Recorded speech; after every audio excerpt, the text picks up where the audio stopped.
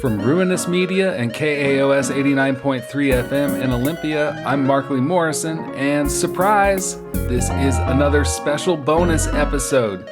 Today, Sean O'Hagan returns to the show to discuss Hey Panda, the first release from the High Llamas in 8 years.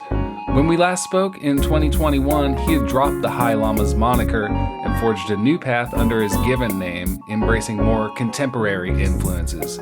In the years since, he's recruited llamas new and old to reroute the course of the band he's led since the early 90s, and also invited some exciting guest performers to come along for the ride. Hey Panda is out on March 29th from Drag City Records. Before we jump into the interview, I'll play you a bit of the title track. This is Hey Panda by the High Llamas. Put on your dancing shoes.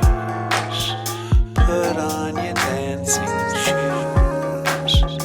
These are the dandy blues. These are the dandy blues. Hey Panda, my friend, on who we depend. Hey Panda, my friend, on who we depend. You're 45 stone, your black and white throne, the crack of the bite, the crack of the... Hey, how are you? Good. Good to hear you, man. It's been a few years. Great. So, you decided to make a High Llamas record again after you went. Yeah, you went solo. I called it High Llamas. Well, you know, Rob's on it. Marcus does a tiny bit. John does a tiny bit. It's mainly me, but with Ben Garrett from Fryars, Livy, my daughter, and Maria, the harp player, is on one track. I played all the keys, all the guitars. I pretty much played it all. Nice. Drum programming as well. Drum programming. Rob drummed on about 5 or 6 tracks, and I kind of took it and just played with it. Nice. I decided to make a record that, after all the years of making records that people would regard as kind of crate digger records, I just decided that I didn't need to make a record like that anymore because I've done it so much.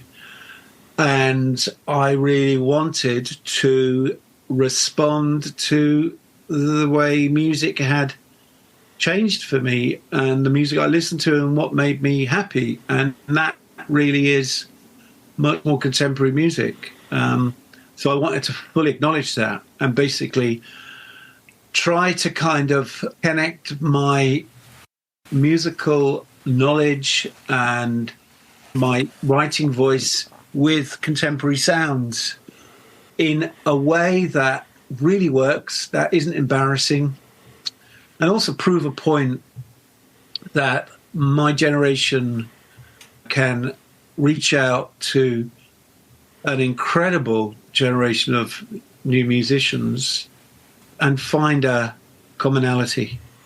Yeah, it's a far cry from where you were at all of 30 years ago or Sure. more. I mean, and of course, why should it be anything else but new and different? Definitely scratching that funk itch on this record. Yeah, I mean, it's, you know, when you kind of see people like No Name and Thundercat and, you know, even younger kids than that. Mm-hmm. Even somebody as mainstream but wonderful as Jacob Collier, you know, he's such a lovely person, you know, he's a gift. Sure. You know, it's interesting to hear you say Thundercat. When I first heard Thundercat, I got the record at first because it reminded me of your stuff. Oh, really? Yeah. Oh, that's so weird. Yeah. I would never have thought that. Wow. That album, Drunk, the first 5 minutes, my wife and I put that on, and we're like, let's get some High Llamas vibes here. Oh, I wondered. I wondered, did he ever listen to the High Llamas? I wonder. Sometimes you get tired and you flag and you go, "Whoa, okay," and you don't want to listen to music. I'm sure you don't want to listen to music. And then when there are moments and when there's artists that basically absolutely so no, I do want to listen. I am going to listen because this is so exciting. I just keep coming across people. I came across a guy a few weeks ago called Baird, Baird. He's a LA, I think, makes these very funny little tracks about falling off his bike. You know, he said, I left some skin on the road. It's great. Very, very intelligent, very musical. It really makes you want to go into the room and turn on a computer and start making stuff, you know. Mm-hmm. And I don't think just listening to music from my cohorts or my contemporaries would do that for me. Sure.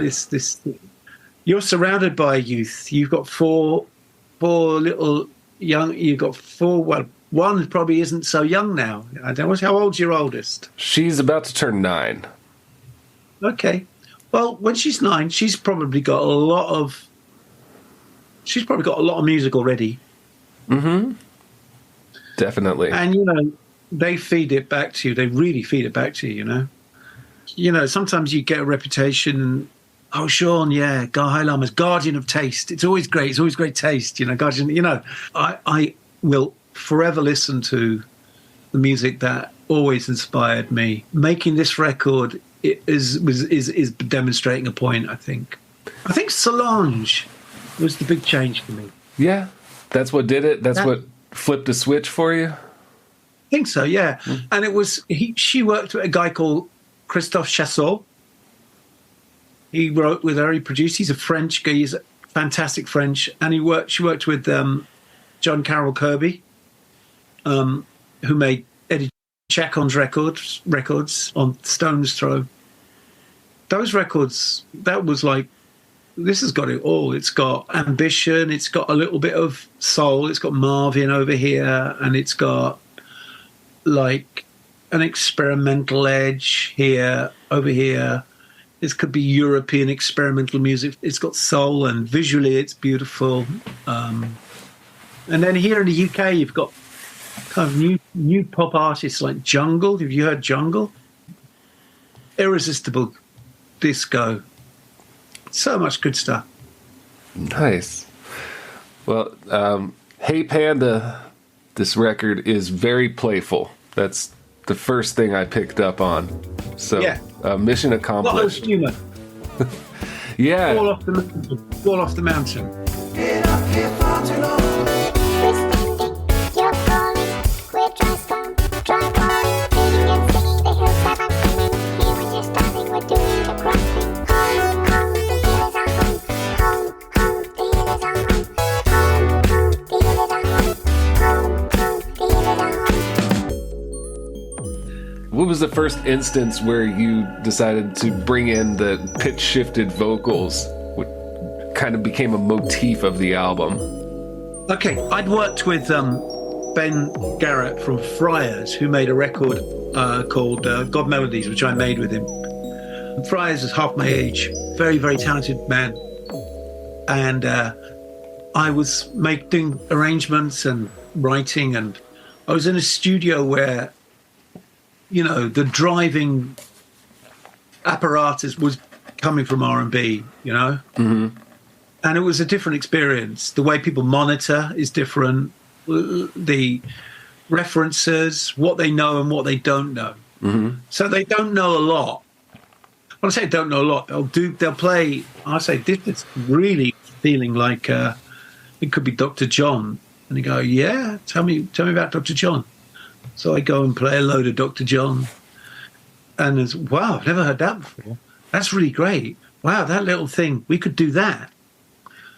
But then there'd be lots of stuff I don't know. I think I love the way you were so quick programming there. What did you do? Well, I just did this, or what? Well, I'm just bringing in more sub here, and oh, I see.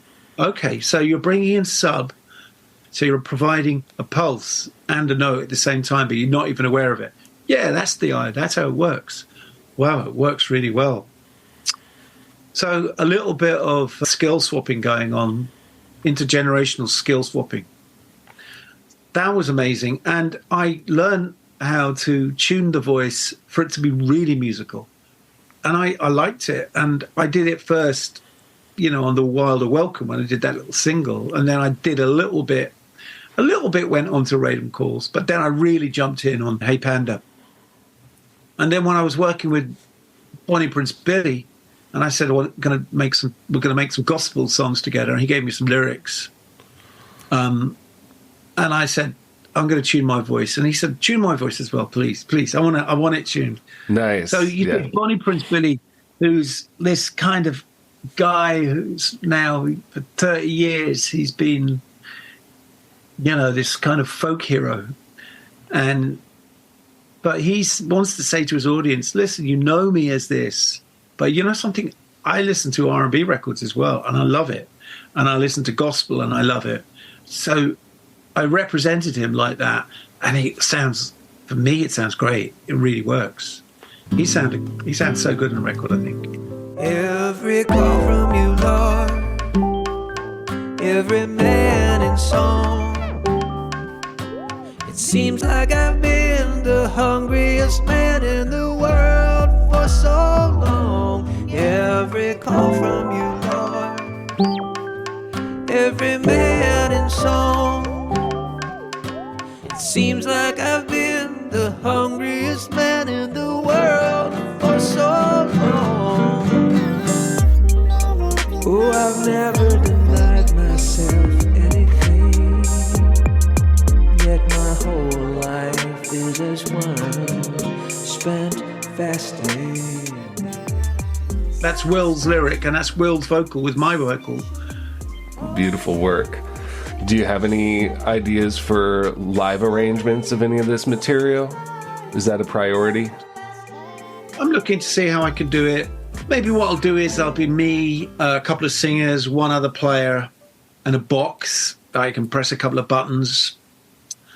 So I think I'll try to hybrid, myself on either electric or nylon string, and vocals with maybe one key or one drum, and just try and do it like that. Yeah. Because I think, something, there's going to be reissues are being kind of pressed, they've been cut of the old Llamas back catalogue. So I think there'll probably be a demand for us to do the old shows in about a year. Sure. So I kind of don't want to have to just do that. I think we're going to do that and do it plentifully. So I'd like to try to represent this record somehow. Maybe more as a Sean show with a couple of people. It was really nice to hear Livy on this record as well. Prominent. Yeah, she's just been great. I give her parts and she just eases into them, glides into them. Yeah, one of my favourite moments on the whole record is the end of Toria Fan, where it's Livy and a harp and Fryars, and they're just kind of grooving. I love that.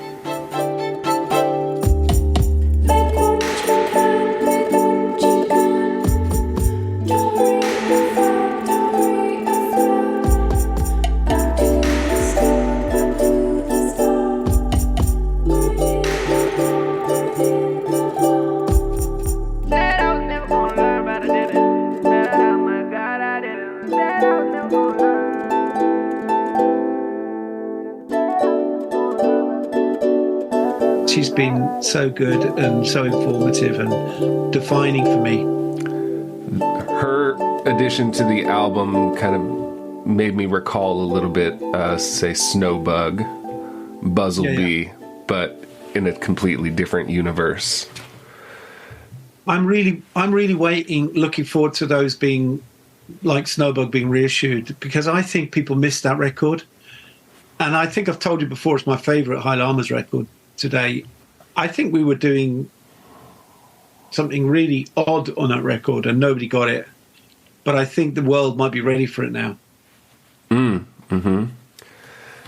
It's definitely showcases you as a producer in a much more like kind of hands-on directing things sort of a way.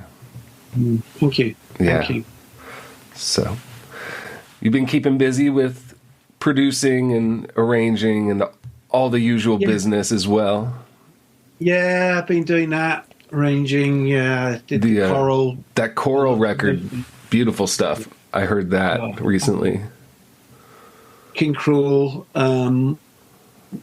I've just done a band from Spain called Wild Honey. I did another European band from Eastern Europe called Fryars. They're Estonian, and it's kind of like shoegaze. Very good, but they were great. I really enjoyed them. And obviously, since I saw you, the Funny Pages came out. The movie. Film, yeah, and you did the soundtrack. Yeah.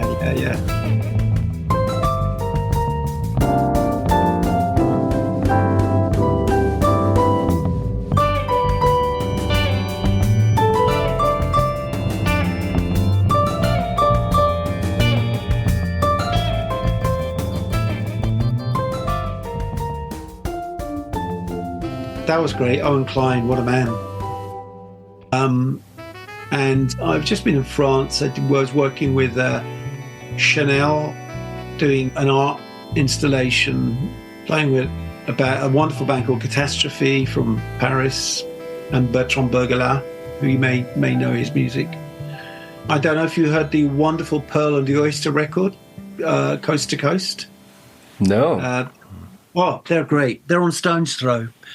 They're LA, but originally Parisian, but ended up in LA with an LA band.